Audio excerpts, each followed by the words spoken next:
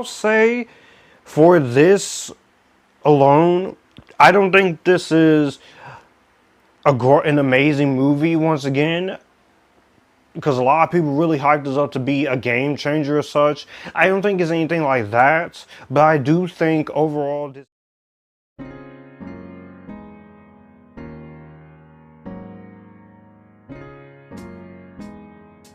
What's going on, my Epictastic Nation? It is Joshua. Welcome back to the channel. If you are the 80.4% who are not subscribed to the channel, welcome. If you are the returning members, welcome back. My name is Joshua Drake, Epictastic Joshua. I talk movies, TV, music, and anime on a few occasions, and I'm giving you guys my thoughts on Winnie the Pooh, Blood and Honey. This is not really a new release, except it's one from earlier the year. I'm trying to get caught up on a few of these. Some will be separate, some will be put together. This is written and directed by Rhys Frake-Waterfield, with the co-writer of Summer '84 co-writing with him. And this, of course, stars, this time, the producer of this, Scott Chambers, and Ryan Oliver as Pooh Bear. And this is the second installment of the Twisted Cinematic Universe. The premise of Winnie the Pooh, Blood and Honey 2 is that we follow Christopher Robin as he is having to deal with the aftermath of what has happened, but also follows Pooh on a murderous rampage through his childhood town to seek revenge on him for revealing his existence to the world. When it comes to Winnie the Pooh, Blood and Honey 1, that movie is not great by any means necessary. I think that movie is terrible on a filmmaking level, and I think that movie is pretty much every bit of what everyone says it is. But as a guilty pleasure, I can just sit down and have some fun with it and just enjoy myself for what it is, for the ridiculous, so bad it's entertaining movie that it is. But when you think of the premise, it should have been way more. Not the greatest movie ever, but at least more dumb fun. It took itself a little bit too seriously and such, but there is still a part of me that can watch that as a guilty pleasure, even though I've seen it only once. So I was interested to see what Winnie the Pooh, Blood and Honey 2 was gonna be, because usually sometimes with a sequel they can do better. I was a little skeptical, of course, because this was coming out 1 year after the last one, but I went in with pretty tempered expectations, and I'll say for this alone, I don't think this is an amazing movie once again, because a lot of people really hyped this up to be a game changer as such. I don't think it's anything like that, but I do think overall this is a major improvement over the last movie, but it still has the same amount of issues when it comes to it. And there's still some things in the movie I still think needs to be worked out. Starting off differently with my negatives, and I'll say one of my bigger negatives when it comes to this, I still feel like there's a version of these movies where we could have some fun with it and just not take this so extremely seriously as it does, because granted, it does try to be a lot more fun and a lot more ridiculous than the last movie, and I commend the movie for that, and I will respect the fact that they did try to go in a little more campier B-movie embrace it direction. And it's still a lot of moments that are still very self-serious and a little bit too much for a stupid idea like this, and I feel like we could actually just sit there and just actually make it a lot more campy. The writing is still also very fundamentally flawed in some of the writing, where it's trying to do a lot. It treats this as something it's not, where it's an Oscar contender, where it's really not. Some of the acting is still very hokey and over the top and such here. But it's just that main criticism I'm going back to. It takes itself a little bit too pseudo-serious in points.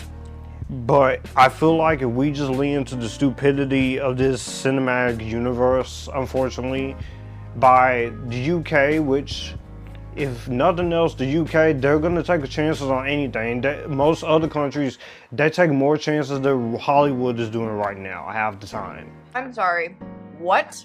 So, I gotta give them that. But if we could just go full campiness, I feel like we could really make this a little bit like Sharknado and such. And for some people, I still think some people are gonna look at this and just not really be 100% into this. So you could definitely take that for what you will, because it's definitely that type of movie that you have to know what you're getting yourself into. I will say there's a lot more things I think this movie actually does pretty well for this one. For one, I'll say it is a bit of a step up in the right direction by trying to take itself a little more seriously in an attempt to make it more B movie territory, campy, so bad it's good horror movies. You can tell there's a lot more money put into the makeup and into the kills, especially some of the kills. Practical gore, which is something I will always compliment. There's still some shoddy CGI in some spots here, but I will overall say I did feel like they were trying to kind of embrace as much practical effects as possible, and that's something I do have to gratefully appreciate. The makeup on the killers still look better than the last one, especially Winnie the Pooh and Piglet, because the first movie, I'll cut them some slack because they have very little money, but you could definitely tell that that last Winnie the Pooh movie, they did have a lot more, you definitely tell it was masks and such, and I won't be too hard on them for it, but at the same time, it is very noticeable. Here, they do try to take a lot more chances when it comes to the makeup and actually make them look like scary versions of themselves. I will also say the design of Al looks very, very good. He definitely reminds me of Jeepers Creepers, which I understand about that franchise director with the first 3 movies, but it just reminded me of that. But his voice also reminded me of Hellraiser.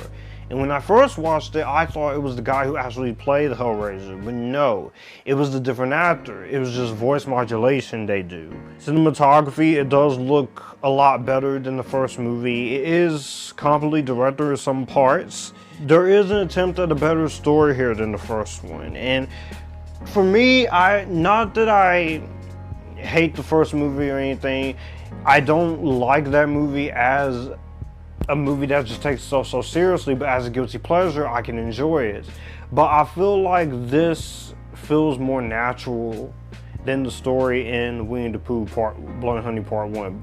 But, like I said, that first movie, guilty pleasure, don't come at me in the comments. The new actors playing Christopher Robin and Winnie the Pooh are pretty good here. Scott Chambers does good here. He's also the producer and the mastermind behind this whole twisted childhood thing, so I have to give him credit for doing his best here. I did like him more than the actor who played him in the last movie, Nikolai. Not to say that Nikolai Leon was completely terrible, it's just, it's probably the way he was written, so it can't be all faulted on him.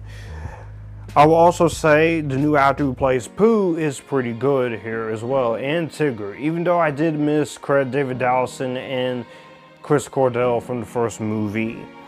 And I did like the voice of Al. Marcus Massey does a very good job as Al. The rest of the other human actors, some of them are hit and miss. You got people like Alec Newman, and the rest of those actors do pretty fine here. Tallulah Evans is Lexi. Louis Santer is easily the standout in this movie. So I would definitely say he was a big standout in terms of it. He was fun. He pretty much is going Freddy Krueger route. And hearing him in interviews talk about this, I actually really liked the fact that he wanted to do something a little different with Tigger. These are not the classic Disney versions, you know, as we all know. This is public domain, Pooh and Tigger and such. But I will say he was pretty good. And he did put up a very convincing fight at the end, which of course that whole last half of this movie is easily my favorite section of the movie because that's where shit gets really ramped up. And I really like the score in this movie. I didn't have a problem with the score in the first movie, but I think the score here is much better here. It feels like a Harry Manfredini Friday the 13th sequels in the original film score, and I actually really like that. Also, like some of the cameos from the first movie, even though they kind of pull a meta thing where the first movie is not canon, technically. I did like some cameos, seeing the archival footage from there, but I really enjoyed seeing Natasha Tizzini's cameo in this. She's pretty cool. Trying not to get my words, say what I'm usually gonna say, but she was pretty cool for her cameo. So overall, it's still not a particularly great movie or even an amazing movie, but I can enjoy Winnie the Pooh, Blood and Honey 2 for the more campy side of things, and there's a lot more effort here. This is not objectively a good movie, but this is what I did enjoy more out of the first movie. There are some moments in this movie that could have been handled better. It still takes itself extremely too seriously, and I still think that Pooh Bear, we could at least let this version of Pooh talk, because he's usually the Michael Myers of this franchise. I did have some guilty pleasure fun out here. I like the story here. There are some elements of good mystery I like. There's some good kills. Some of the performances are good, some of them are bad. And the designs of the monsters is much better. So if you are a fan of campy, trash, B-movie, territory, horror movies like this, by all means have yourself a good time. If not, you will not enjoy this. If you are someone who really hated that first movie, I don't think this is gonna be your thing whatsoever. So I'm gonna give it 2 grades, just like I did the first movie.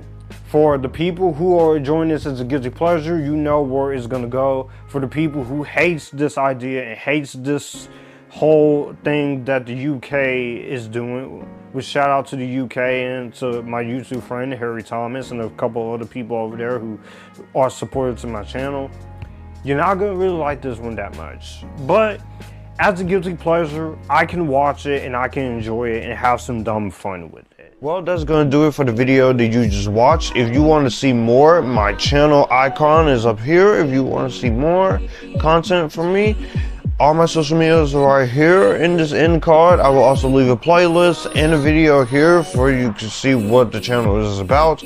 As always, acknowledge me, stay epictastic, join the Epictasticness, and you guys keep it cool.